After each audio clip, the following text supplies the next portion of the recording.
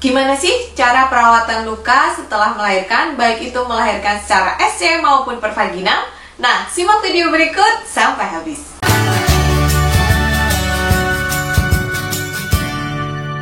Halo, selamat datang di Kriwil Life. Ngobrolin kesehatan bareng aku, Bidan Kriwil.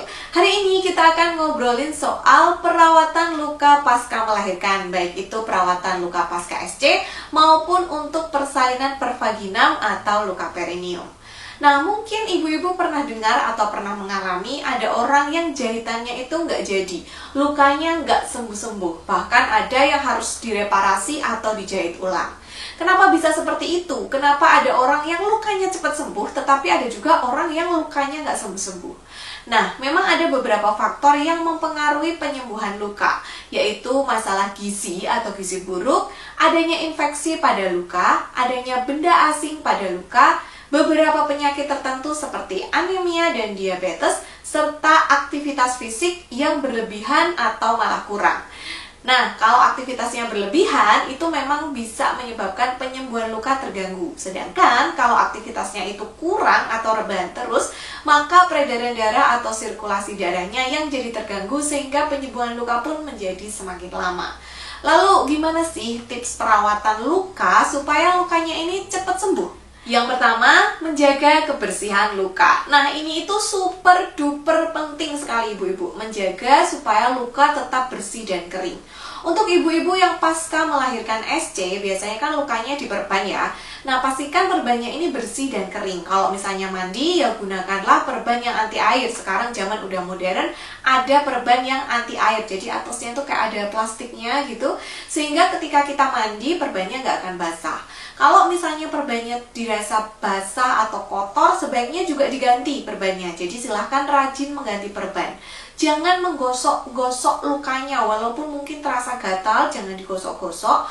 Dan sebaiknya periksa sesuai dengan jadwal kontrol yang diberikan. Biasanya kalau SC ini diminta kontrol untuk dilihat jahitannya dan diganti perbannya gitu. Jadi ingat perbannya selalu bersih dan kering. Kemudian untuk ibu-ibu yang melahirkan secara per vaginam, kalau misalnya ada luka ruptur perineum lalu dijahit, jaga juga kebersihan area lukanya. Jadi kalau kita pipis, kita BAB gitu ya, pastikan untuk cebok bersih. Jangan sampai sisa-sisa urin, sisa-sisa kotoran nempel deh itu di luka. Akhirnya lukanya jadi rawan infeksi dan lama sembuhnya. Sebaiknya juga ganti pembalutnya setiap 4 jam sekali atau bila dirasa penuh. Nah, yang kedua adalah hindari aktivitas berat yang berlebihan. Jadi, walau bagaimanapun tubuh kita ini butuh waktu untuk benar-benar pulih. Jadi, kalau seandainya setelah melahirkan kok dirasa aktivitasnya terlalu banyak, maka usahakan meminta bantuan gitu ya. Atau misalnya kita merasa, wah tubuhku gendut banget nih, aku udah pengen cepet-cepet olahraga gitu. Terus tiba-tiba olahraganya yang lari, sprint gitu, atau HIIT gitu. Nah, itu kan berlebihan. Jadi biarkanlah tubuh kita ini pulih terlebih dahulu. Lakukan aktivitas sewajarnya aja. Kalau cuman kayak gendong anaknya, nyapu gitu ya masih normal lah ya. Tapi kalau misalnya kayak bawa-bawa galon, gendong galon yang berat itu ada isinya, atau misalnya angkat beban, nah itu tentu sebaiknya dihindari terlebih dahulu. Yang selanjutnya adalah memperhatikan nutrisi dan gizi. Nah, ini nih yang sering kelewat setelah melahirkan. Apalagi di Indonesia, masih banyak sekali mitos dan pantangan-pantangan untuk ibu pasca melahirkan. Ada yang melarang ibu makan makanan yang amis-amis setelah melahirkan karena akan menyebabkan lukanya lama sembuh atau tidak sembuh-sembuh. Nah, ini adalah pernyataan yang salah gitu ya. Makanan yang amis-amis atau di sini maksudnya ikan, telur, itu justru sangat bagus untuk membantu pemulihan atau penyembuhan luka pasca melahirkan. Kenapa? Karena makanan yang amis seperti ikan, telur, daging itu justru mengandung protein yang tinggi. Nah, protein ini ibu-ibu sangat penting untuk penyembuhan luka. Kenapa? Karena protein adalah zat pembangun.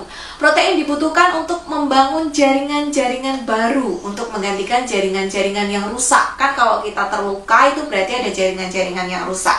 Nah, protein gunanya adalah untuk membangun jaringan-jaringan baru. Otomatis kalau asupan protein kita kurang, atau kalau misalnya protein di dalam tubuh kita ini kurang, tentunya pembangunan jaringan baru ini pun jadi terhambat. Selain itu ada juga yang namanya albumin. Albumin ini adalah salah satu jenis protein dan dia ini berguna untuk meningkatkan imunitas tubuh atau meningkatkan kemampuan tubuh untuk melawan infeksi. Ketika albumin ini turun atau kurang, otomatis tubuh kita jadi tidak bisa melawan infeksi dengan maksimal. Akibatnya luka jadi mudah infeksi dan akhirnya ya lukanya jadi lama sembuh gitu. Nah, makanan yang tinggi protein dan albumin ini contohnya adalah ya tadi ikan, daging merah, daging ayam, telur gitu.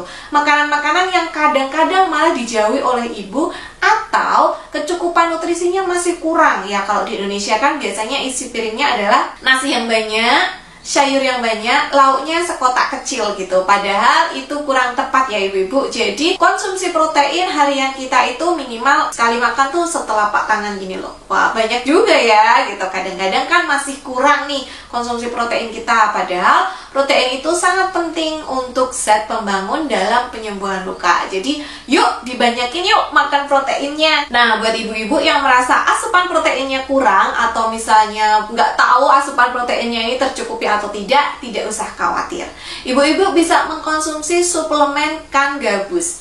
Kenapa sih harus suplemen kan gabus? Karena suplemen ini mengandung protein dan albumin yang tinggi dan dia ini dibuat dari ekstrak ikan gabus murni tanpa tambahan bahan lain. Kenapa harus ekstrak ikan gabus? Nah, ibu-ibu tahu nggak sih kalau ikan gabus ini adalah ikan yang memiliki kandungan protein yang cukup tinggi, lebih tinggi jika dibandingkan dengan kadar protein dari ikan mas, ikan bandeng, ikan kakap, atau ikan sarden. Konsumsi ikan gabus 2 gram setiap hari dapat meningkatkan kadar albumin dalam darah 0,6 sampai 0,8 gram selama 7 sampai 10 hari. Jadi memang ikan gabus itu sangat bagus untuk proses pemulihan. Nah, daripada ibu-ibu bingung dapat ikan gabus di mana atau bosen masak ikan gabus setiap hari, gak usah cemas, gak usah khawatir, ibu-ibu bisa konsumsi suplemen kan gabus ini. Kan gabus dapat membantu mempercepat penyembuhan luka pasca melahirkan, baik itu melahirkan SC maupun melahirkan pervaginam, dan menjaga imunitas. Selain itu, kandungan nutrisi lainnya seperti lemak, omega 3, omega 6, omega 9, vitamin A, B1, B2, B6, B12, E, D3, mineral kalsium, fosfor, magnesium, zinc, selenium, antibakteri Ig+, asam arakidonat, dan asam amino dapat membantu memenuhi kebutuhan gizi ibu dan anak sehingga bisa memperbaiki gizi buruk pada bayi, anak, dan ibu hamil. Gak cuman itu, manfaatkan gabus ini cukup banyak loh. Dapat membantu proses penyembuhan luka dalam dan luka luar sebagai antioksidan alami, membantu penyembuhan beberapa penyakit, dan juga membantu meringankan bengkak atau odem. Ibu-ibu tidak usah khawatir karena kan gabus ini sudah memiliki sertifikat resmi BPOM, halal, dan tentunya terbuat dari ekstrak murni ikan gabus tanpa bahan tambahan lainnya yang dibuat dengan teknologi canggih freeze dryer. Nah, pengolahan secara freeze dryer itu membuat protein dari ikan gabus itu tidak rusak. Karena ibu-ibu tahu nggak sih, protein itu mudah sekali rusak kalau cara memasaknya salah. Nah, kan gabus ini sudah diekstrak dengan cara yang khusus, jadi proteinnya juga nggak bakalan rusak. Nah, ibu-ibu bisa mengkonsumsi kan gabus ini 1-3 kali sehari, 2-4 kapsul ya. Ibu sekarang udah tahu kan pentingnya memenuhi asupan protein dan albumin dalam rangka membantu proses penyembuhan luka. Jadi silahkan sekarang konsumsi kan gabusnya, jangan ragu-ragu lagi karena kan gabus ini dapat membantu kita memenuhi asupan protein dan albumin yang mungkin saja masih kurang dari makanan yang kita konsumsi sehari-hari. Harapannya nanti proses pemulihan luka pasca melahirkan kita jadi lebih cepat sembuh, imunitas kita meningkat apalagi di era pandemi, dan kebutuhan nutrisi kita bisa terpenuhi. Ingat, ibu menyusui pun harus memenuhi kebutuhan nutrisi supaya ASI-nya jadi berkualitas. Nah, buat ibu-ibu yang pengen nyobain atau belikan gabus, silahkan cek link di deskripsi box. Aku udah tulis di sana. Nanti langsung meluncur ke tempat di mana ibu-ibu bisa belikan gabusnya. Yang keempat, gunakan pakaian yang nyaman, gitu ya. Jadi pakaian yang nyaman ini gunanya adalah supaya lukanya itu tidak mudah tergesek-gesek. Ini baik itu pakaian maupun daleman ya, gitu. Jadi untuk yang luka perineum tentu juga jangan pakai daleman yang terlalu ketat. karena nanti juga akan menggesek-gesek lukanya, menekan sehingga sirkulasi darahnya juga tidak lancar di situ. Nah, untuk ibu-ibu yang pos melahirkan SC, kalau seandainya pengen pakai bengkung, pengen pakai belly binding, pengen pakai grito gitu ya, usahakan dalam 1 bulan pertama ketika lukanya belum sembuh, pakainya juga jangan kenceng-kenceng. Jadi cukup sewajarnya aja untuk menjaga postur, tetapi tidak berlebihan, karena nanti akan mengganggu sirkulasi darah di situ. Lukanya juga menjadi mudah tergesek-gesek, sehingga akhirnya lukanya jadi tidak sembuh. Boleh pakai bengkung atau korset asalkan longgar gitu, jadi lukanya nggak kepecet gitu ya untuk yang melahirkan SC. Jadi pilihlah pakaian yang nyaman, korset yang tidak terlalu kencang, dalaman yang nyaman, supaya lukanya ini agak bisa bernafas gitu loh ibu-ibu.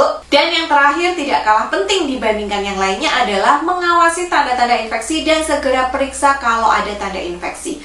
Apa saja sih tanda infeksi itu? Yaitu demam di atas 38 derajat Celcius, terdapat nanah atau keluar cairan berbau dari bekas luka, meningkatnya rasa nyeri di area luka, dan terjadi kemerahan atau pembengkakan di sekitar area luka. Jadi kalau misalnya ibu-ibu menemukan salah satu, salah dua dari ciri-ciri infeksi tersebut, silahkan segera periksa. Jangan tunggu nanti-nanti, jangan tunggu besok-besok, karena nanti malah justru berbahaya. Nah, sampai di sini dulu video kali ini. Semoga bermanfaat. Semoga pemulihan luka pasca melahirkannya dapat berjalan dengan baik. Buat kalian yang mau beli produknya Kan Gabus, bisa cek di kolom deskripsi ya. Terima kasih sudah menonton. Sampai jumpa di video selanjutnya.